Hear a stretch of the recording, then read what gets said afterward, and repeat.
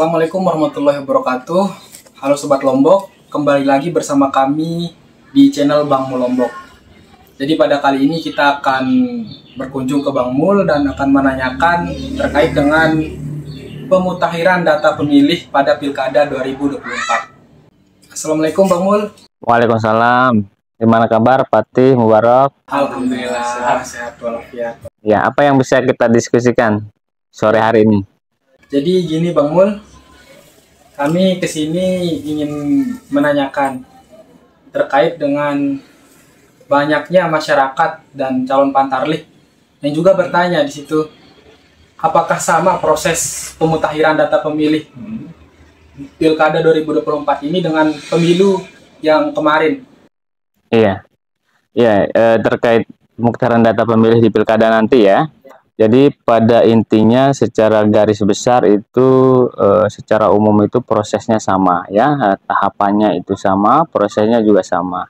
Tetapi mungkin ada baiknya ya kita bahas saja dari awal ya, biar masyarakat itu juga mengetahui ya bagaimana proses pemutakhiran data pemilih di Pilkada 2024. Kebetulan saya sudah menyiapkan beberapa slide nanti yang bisa saya sampaikan, kemudian nanti di akhir bisa kita diskusikan bersama ya.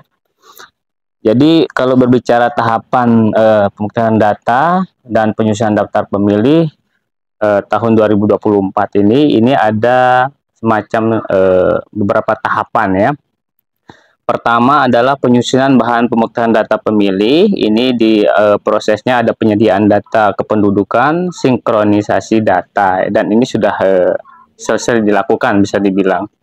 Kemudian pemutakhiran data pemilih sendiri ini akan dilakukan dengan metode coklit ya oleh pantarlih. Maksudnya coklit itu adalah pencocokan dan penelitian. Jadi nanti pantarlih akan turun ya ke bawah ya, ke setiap rumah penduduk untuk tadi mencoklit ya terkait dengan data kependudukannya, apakah sudah sama dengan data DP4 yang dibawa ke bawah dengan data kependudukan yang saat ini dipegang oleh masyarakat. Kemudian tahapan selanjutnya adalah setelah coklit dilaksanakan itu secara garis besar adalah penyusunan data pemilih sementara ya. Jadi yang menyusun ini adalah teman-teman PPS nanti ya. Kemudian setelah itu, setelah DPS ini selesai, maka akan ada pengumuman DPS ya. Diumumkan itu bukan hanya untuk menginformasikan kepada publik atau masyarakat, tetapi juga ingin kita mendapat masukan dan tanggapan dari masyarakat. Adakah masyarakat yang belum terdaftar, adakah masyarakat yang dianggap masih elemen datanya misalnya masih keliru dan lain sebagainya ya. Oleh karena itu terhadap tanggapan-tanggapan itu akan dimutakhirkan kembali sehingga ada tahapan yang keempat yaitu penyusunan daftar pemilih sementara hasil perbaikan ya. Nah, setelah hasil perbaikan yang kelima adalah penyusunan daftar pemilih tetap atau DPT. Ya, jadi kalau sudah yang namanya DPT ya setelah diumumkan ya tidak akan ada lagi perubahan ya. Kemudian tahapan selanjutnya yaitu penyusunan daftar pemilih pindahan. Apa maksudnya daftar pemilih pindahan ini? Ini tatkala ada masyarakat kita itu yang terdaftar di DPT ya, tetapi pada hari H itu tidak dapat memilih di lokasi TPS-nya. Misalnya ada orang dari Lombok Barat atau Kota Mataram, tetapi pada hari H itu dia akan bertugas di Lombok Timur. Ya, oleh karena itu orang ini bisa tetap memilih di Lombok Timur, tetapi harus mengurus pindah memilihnya dan nanti akan dimasukkan oleh penyelenggara itu dalam daftar pemilih pindahan yang biasa disebut dengan istilah DPTB tadi ya. Kemudian ini jadwal tahapannya ya bagi masyarakat kita ini sebagai informasi. Pertama ini dari 5 tahapan ini penerimaan DP4 itu sudah terlewati ya karena sampai 31 Mei kemarin. Kemudian penyusunan daftar pemilih ini mulai tanggal 31 Mei sampai 24 Juli ya 2024. Kemudian penyusunan DPS ini nanti mulai 20 Juli sampai 11 Agustus. Kemudian penyusunan DPS HP dari tanggal 18 Agustus sampai 13 September. Rekapitulasi dan penetapan DPT itu tanggal 14 September sampai 21 September. Jadi di tanggal 22 itu sudah bisa diumumkan. Atau bisa dibilang tanggal 21 September itu ditetapkannya DPT ya. DPT sehingga masyarakat bisa mengetahui keberadaannya dalam DPT.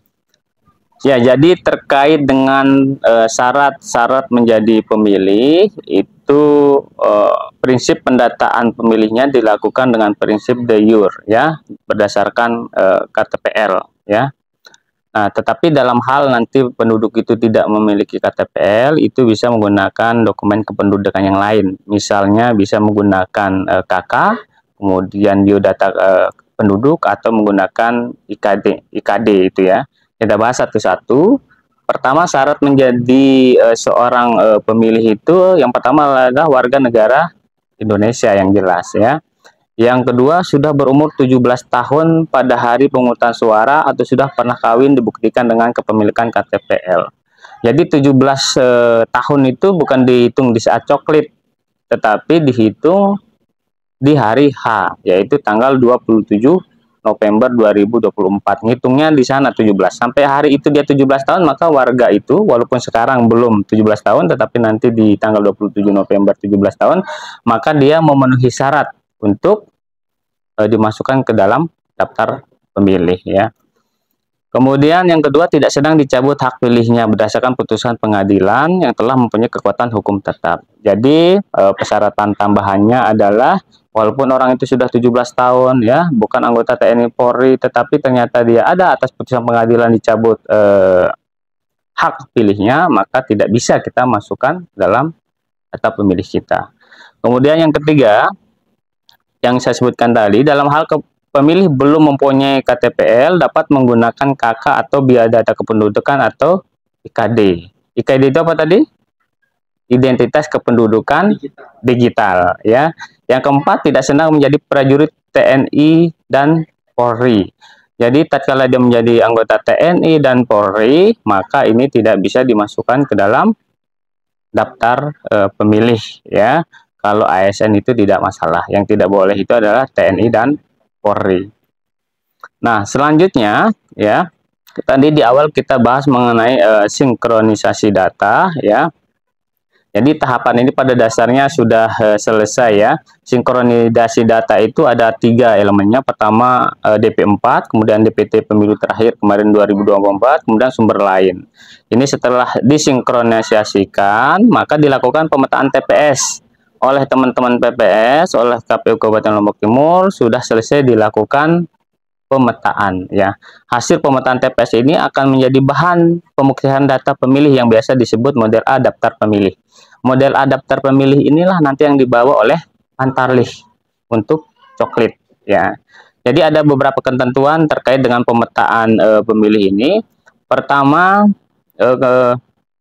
terkait dengan jumlah setiap orang di satu TPS itu, kalau di pemilu kemarin kan maksimal 300 orang. Nah, tetapi kalau di Pilkada 2024 ini KPU RI memberikan kebijakan itu paling banyak 600 orang. Paling banyak, berarti tidak boleh lebih, kurang boleh. Kemudian syaratnya setelah maksimal 600 orang, yang pertama adalah tidak menggabungkan desa, kelurahan atau sebutan lain. Jadi tidak boleh walaupun jaraknya secara geografis berdekatan ya, itu tidak boleh mengambil misalnya kelurahan Pancor karena masih jumlahnya 400, kemudian secara geografis dekat sama kelurahan Solong, kemudian diambil 100 orang biar menjadi 500, itu tidak boleh ya. Harus dalam satu kelurahan ya. Jadi kalau menggabungkan RT atau dusun boleh. Yang tidak boleh itu adalah menggabungkan desa ya. Kemudian kemudahan pemilih ke TPS ya. Jadi ini juga harus diperhatikan, bukan hanya kita mengejar 600-nya orang, tetapi juga tadi ya, kemudahan pemilih ke TPS. Kemudian tidak memisahkan pemilih dalam satu keluarga pada TPS yang berbeda. Nah, tidak boleh satu keluarga itu nanti ibunya di TPS 1, bapaknya di TPS 3, anaknya di TPS 4. Ya, jadi harus dalam satu TPS. Bagaimana bisa kita lihat? Tentu teman-teman Pantalih bisa melihat nanti nomor kakaknya. Tatkala nomor kakaknya sama, itu wajib di satu TPS, tidak boleh dipisah. Kemudian yang selanjutnya keempat adalah aspek geografis setempat. Ini juga harus diperhatikan, bukan hanya mengejar 600-nya, tapi geografisnya. Karena di daerah-daerah tertentu, terutama kita di wilayah selatan, ada dia penduduknya yang berada tinggal di satu pulau-pulau. Walaupun tidak mencapai 600, tatkala seperti itu tidak ada moda transportasi, kemudian tidak ada akses jalan, karena bentuknya pulau-pulau tadi, itu masih dimungkinkan ya jumlah pemilihnya kurang dari 600 ya, karena kalau dipaksakan harus digabung bisa jadi di hari H penduduk tersebut tidak bisa menggunakan hak pilihnya karena kendala geografis. Kemudian nanti ini dalam pemutaran data pemilih itu Pantarlih ya, jadi salah satu kebijakan yang mungkin sedikit berbeda seperti tadi ya. Kalau di pemilu 2024 kemarin, satu TPS itu satu Pantarlih. Tetapi yang saat ini ada kebijakan dari KPU RI ya, pengaturannya, satu orang untuk setiap TPS dengan jumlah pemilih sampai dengan 400. Jadi 1 sampai 400 itu Pantarlihnya satu orang. Tetapi kalau jumlah Pantarlihnya lebih dari 400 sampai dengan 600, maka jumlah Pantarlihnya 2 orang. Jadi 401 ya Bang. walaupun 401, 402 itu tetap dua orang ya. Kemudian nanti setelah itu maka kewajiban teman-teman PPS itu untuk melakukan BIMTEK ya. Teman-teman PPS setelah rekrutmen Pantalih tadi itu dilakukan BIMTEK. Apa yang disampaikan nanti oleh teman-teman PPS di saat BIMTEK ini ada 9 poin. Yang pertama adalah jadwal dan tahapan pelaksanaan coklit. Ini harus dipastikan mereka mengetahui jadwalnya ya. Jangan sampai jadwal ini tidak diketahui sehingga Pantalih sendiri tidak memiliki target ya. Yang kedua, dokumen dan perlengkapan coklit. Ini juga penting tatkala dokumennya tidak lengkap ya. Pelengkapan coklitnya tidak ada, tentu coklit tidak bisa dilaksanakan. Kemudian penyusunan rencana kerja Pantalih, jadi nanti akan ada buku kerja Pantalih. Di sana teman-teman PPS beserta Pantalih akan menyusun programnya ya, akan menyusun rencana kerjanya. Itu akan disusun sama-sama dan diberikan penjelasan terkait dengan tata cara pelaksanaan coklit. Ini yang penting ya. Jangan sampai teman-teman Pantalih itu di setiap TPS berbeda tata cara pelaksanaan coklitnya. Karena KPU itu bersifat nasional, tetap, dan mandiri. Maknanya nasional berarti dia semua peraturannya itu berlaku di seluruh wilayah Indonesia. Tidak boleh pelaksanaan coklit itu berbeda-beda ya. Harus sama. Kemudian yang tidak kalah penting yang kelima yaitu tata cara pengisian formulir ya. Jadi kalau Pantalih itu harus di BIMTEK harus diajarkan teknis sekali ya. Bagaimana cara mengisi form, apa saja yang harus diisi, kemudian apa makna dari setiap kolom itu harus dijelaskan secara detail, nanti kita bahas ya. Kemudian yang keenam juga tata cara instalasi aplikasi e-coklit dan pendaftaran akun. Karena kebijakan dari KPU RI juga saat ini coklit ini akan menggunakan e-coklit ya untuk memudahkan Pantalih kita, untuk memudahkan kita juga di PPS untuk melakukan kontrol ya terhadap kerja-kerja Pantalih. Ketujuh adalah tata cara penggunaan aplikasi e-coklit juga dalam BIMTEK, nanti itu akan dijelaskan. Kemudian pelindungan data pribadi pemilih. Jadi pada dasarnya ya data pemilih yang dibawa oleh teman-teman Pantalih ini adalah ada elemen data yang itu memang harus dilindungi ya, data pribadinya. Salah satunya NIK ya. Jadi tidak boleh Pantalih sembarangan memberikan data yang dibawa ya. Terutama daftar pemilih yang dibawa untuk dicoklit tadi ya. Karena itu ada elemen data yang dikecualikan untuk dipublikasikan. Ini dalam rangka kita melindungi data pribadi pemilih kita. Yang terakhir adalah fakta integritas penyelenggara pemilu. Ini juga nanti di saat BIMTEK oleh PPS itu harus ditekankan, teman-teman pantalih itu harus berintegritas. Dalam artian tidak boleh pantalih karena sudah pengalaman, kemudian dokumen penduduk ya di TPS itu sudah numpuk di rumahnya, tidak boleh dia coklit dari rumah. Karena mana coklit itu ya, kita pencocokan dan penelitian itu, data yang dibawa itu akan disandingkan dengan data penduduk ya, data pemilih yang dipegang saat itu. Bukan data yang numpuk di rumah atau di kantor desa atau kelurahan ya, tapi data yang dipegang oleh penduduk atau pemilih tadi. Sehingga harus wajib datang ya. Apalagi nanti mekanismenya juga harus menempel stiker. Akan ada tanda terima yang akan ditandatangani oleh pantalih termasuk oleh kepala keluarga. Apa maksudnya ini? Ini maksudnya mau tidak mau pantalih itu harus turun lapangan, door to door atau dari rumah ke rumah. Selanjutnya ya, ini tugas dari pantalih ya bagi masyarakat Lombok Timur yang ingin mendaftarkan diri sebagai pantalih. Kalau penasaran apa tugas pantalih, ini materinya ya.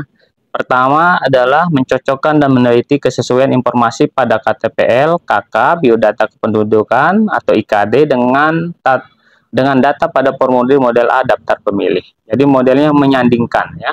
Di saat menyandingkan antara daftar pemilih dengan informasi dokumen kependudukannya, pasti akan ditemukan apakah sesuai apa tidak.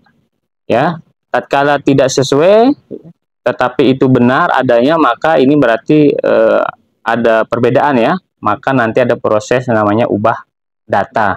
Apakah nomor KK-nya yang keliru, apakah namanya, apakah tanggal lahirnya, dan lain sebagainya. Selama salah satu dari semua elemen data di daftar pemilih itu berbeda, itu wajib diubah dengan memberikan kode U, ya, ubah data.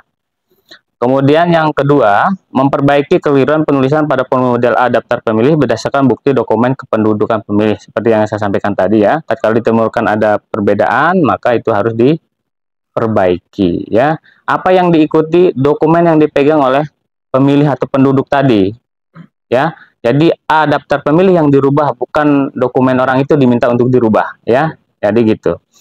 Yang C ya, selanjutnya mencatat data pemilih yang telah memenuhi syarat tetapi belum terdaftar dalam daftar pemilih ke dalam formulir model A daftar potensial pemilih. Jadi bisa jadi nanti pantalih di lapangan itu akan menemukan ada penduduk didatangi, dia punya KTP, dia punya KK, tetapi setelah dicari-cari itu tidak ada di daftar pemilih. Ya, yang seperti ini bisa dimasukkan ke daftar potensial pemilih atau sederhananya dia akan menjadi pemilih baru, ya. Sehingga yang tadinya tidak ada di daftar pemilih, tetapi nanti di hasil coklit atau DPS itu dia akan ada namanya, ya. Kemudian yang keempat, mencoret data pemilih yang tidak memenuhi syarat. Nanti akan dijelaskan setelah ini apa saja yang membuat data pemilih itu atau pemilih itu yang tidak memenuhi syarat. Ada 8, ya, kriteria. Yang selanjutnya ini yang agak sedikit berbeda dari pemilu 2024 ya. Menyampaikan kepada PPS bahwa terdapat pemilih yang TMS karena alasan TPS tidak sesuai atau kode 8 untuk ditindaklanjuti oleh PPS kepada pantalih dengan wilayah kerja yang sesuai dengan alamat TPS pemilih untuk dimaksudkan sebagai pemilih baru. Kalau dulu di pemilu 2024 itu kode 8 ini yang mengeksekusi atau yang men-TMS-kan ya, kemudian yang memasukkan menjadi pemilih baru atau pemilih baru itu pantalih. Dengan cara misalnya di TPS 1 ternyata pantalih menemukan ada orang yang salah penempatan TPS-nya. Dikasih kode 8, berkoordinasi dengan pantalih yang lain dan akan dimasukkan menjadi pemilih baru. Ya, nah tetapi oleh kebijakan yang sekarang hal ini yang melakukannya adalah PPS. Tugas pantarli adalah tatkala menemukan ada pemilih atau di dalam daftar pemilihnya itu tidak sesuai TPS-nya, maka disampaikan kepada PPS. PPS lah nanti yang memiliki kebijakan orang yang dikasih kode 8 ini akan dimasukkan ke TPS yang mana ya. sehingga biar kontrolnya itu baik. Kemudian setelah selesai melakukan coklit, ini di sebelah kanan ya, Pantalih memberikan pemilih model A tanda bukti coklit kepada pemilih yang telah dilakukan coklit. Jadi setelah dilakukan coklit maka dibuat daftar tadi ya, tanda bukti coklit kepada pemilih yang telah dilakukan coklit. Itu akan ada ditandatangani oleh Pantalih maupun kepala keluarga. Nanti ada pomnya kita bahas. Yang kedua, setelah diberikan tadi tanda bukti coklit tadi, juga Pantalih harus menempel stiker coklit untuk setiap satu kepala keluarga. Jadi stikernya satu kakak satu, tanda terimanya juga satu kakak satu ya. Jangan sampai ya nanti Pantalih itu satu orang dibuat stiker satu, karena yang diberikan oleh KPU nanti jumlah stiker dan tanda bukti coklit ini sebanyak kakak, bukan sebanyak pemilih, tapi sebanyak kakak. Biasa di sini tempatnya miss teman-teman Pantalih ya. Setiap orang dibuatkan stiker ya, padahal itu seharusnya satu kakak. Kalau itu dilakukan maka udah dipastikan stikernya tiba-tiba akan kurang, kehabisan stiker karena salah tadi. Ini sederhana tapi nanti efeknya bisa menjadi besar ya. Jadi ini tugas PPS nanti untuk memastikan informasi pemahaman Pantalih terkait dengan ini tersampaikan. Ini model A daftar pemilih. Inilah daftar ya yang akan dibawa oleh Pantalih untuk melakukan coklit. Di sini ada 14 elemen ya, atau 14 kolom. Pertama nomor urut ya. Pertama nomor KK, yang ketiga NIK, yang keempat nama, yang keenam tempat lahir, kemudian tanggal lahir, kemudian status perkawinan. Status perkawinan ini ada B, ada S, ada P ya. Ada yang belum, ada yang sudah, ada yang pernah. Jenis kelamin ada laki-laki, ada perempuan. Alamat KTPL. Ini ada jalan, jika ada jalannya, ada RT, ada RW. Nah, RT ini kadang-kadang nanti di daftar pemilih ini bisa jadi kosong ya, tetapi ternyata KTP-nya udah ada, misalnya 01, 02, 10, maka ini termasuk yang tadi dikasih kode U untuk dilakukan ubah data. Kemudian ada disabilitas. Nah, disabilitas ini ada 6 ya, dan ini bisa kita lihat di keterangan di bawah ya. Jadi keterangan disabilitas yang pertama disabilitas fisik. Apa maksudnya disabilitas fisik? Secara fisik dia ada kekurangan. Yang tadinya tangan kita 2, dia tangannya 1 ya. Yang tadi kaki kita 2, kakinya 1. Pokoknya intinya yang tidak normal fisiknya itu dikasih kode 1 ya. Kemudian disabilitas intelektual. Disabilitas intelektual ini ya bahasa orang ya sedikit kasarnya itu dianggap orang idiot dan lain sebagainya ya, yang seperti itu ya. Kemudian disabilitas mental. Ini kadang-kadang masyarakat kita memvonis orang gila ya. Tetapi kalau di kita menyebutnya disabilitas mental. Kadang-kadang teriak, kadang-kadang ngamuk ya. Kemudian disabilitas sensorik wicara. Dia tidak bisa berbicara. Kemudian sensorik rungu. Tidak bisa mendengar ya. Kemudian sensorik netra. Dia tidak bisa melihat. Jadi ini kalau ditanya disabilitas ini seperti apa, tadi itu penjelasannya. Kemudian nanti di sini ya, di keterangan ini apa yang diisi? Di keterangan kolom 14 ini yang diisi ada 9 ya. 1 sampai 8 itu kode TMS. Kemudian ada kode U yaitu ubah data. Jadi di keterangan ini hanya diisi tadi, entah ubah data atau TMS ya.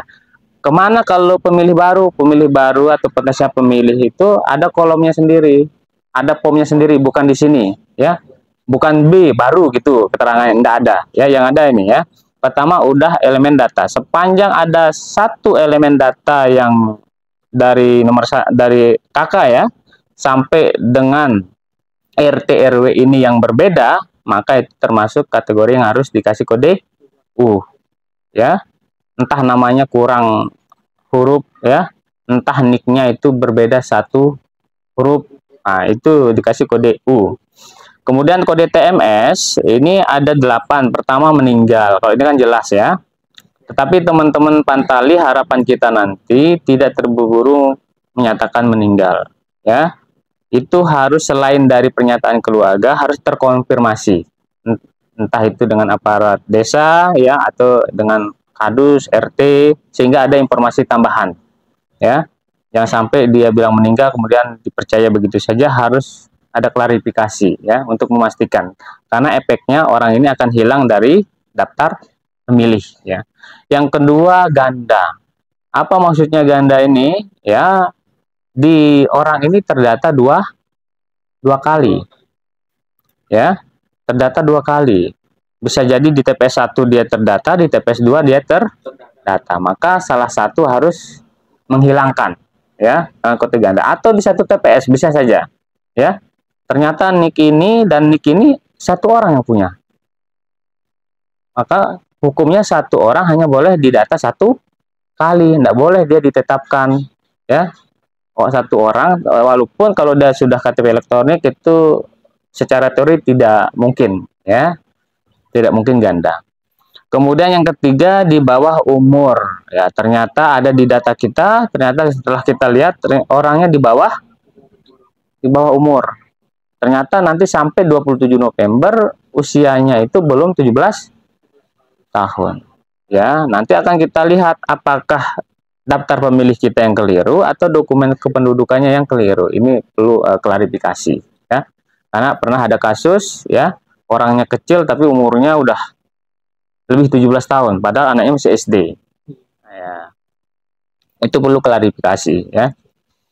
Dan jangan dianggap badannya kecil tiba-tiba dia tidak umur 17 tahun. Ya, itu makanya perlu klarifikasi. Jadi memang badannya yang kecil, ya. Walaupun umurnya sudah 17 tahun tapi badannya kecil seperti anak-anak, ya. Itu butuh klarifikasi. Kemudian pindah domisili. Ternyata dalam keterangan, ya, dalam keterangan misalnya di saat Pantali pergi ke rumah warga, kemudian ditemukan tidak ada orang dan ada informasi dari tetangga atau dari keluarga, bahkan dari Pak Kadusnya bahwa orang tersebut sudah pindah domisili. Yang seperti ini juga nanti bisa dilaporkan oleh Pantali kepada PPS. Nanti PPS akan berkoordinasi untuk memastikan, ya, ke UPTD, ke Capil, apakah secara administrasi memang orang ini sudah pindah. Karena biasa update, ya, data di Capil juga update. Kemudian yang kelima, WNA, warga negara asing. Ini juga tidak boleh, ya. Dulu di pemilu ada beberapa kasus, ya, warga negara asing itu masuk sebagai pemilih, ya. Maka ini tugasnya teman-teman nanti Pantali. Seandainya nanti data pemilihnya itu ternyata ditemukan di lapangan dia adalah warga negara asing, maka ini harus dikasih kode 5, ya. Kemudian yang keenam, TNI. Nah, bisa jadi DP4 ini memang di saat diterbitkan orangnya belum menjadi TNI dan Polri, ya. Tetapi di saat kita coklit statusnya sudah berubah menjadi TNI Polri. Nah, kalau itu yang terjadi di lapangan, maka ini dikasih kode 6 dan kode 7. Nah, ini tergantung, kalau dia TNI dikasih kode 6. Kalau dia Polri dikasih kode 7. Kemudian yang terakhir yang 8, TPS tidak sesuai. Ya, seperti tadi. Secara geografis rumahnya itu seharusnya di TPS 3. Tetapi dia tercatat di daftar pemilih di TPS 1. Yang seperti ini dikasih kode 8. Tetapi seperti tadi, ya, ini harus dilaporkan kepada PPS. PPS lah nanti yang akan menindaklanjuti. Tapi tanpa Pantali tetap memberikan kode 8, tapi tidak memberikan kode 8 kemudian diam, maksudnya, ya. Tetap harus melaporkan kepada PPS untuk ditindaklanjuti oleh PPS.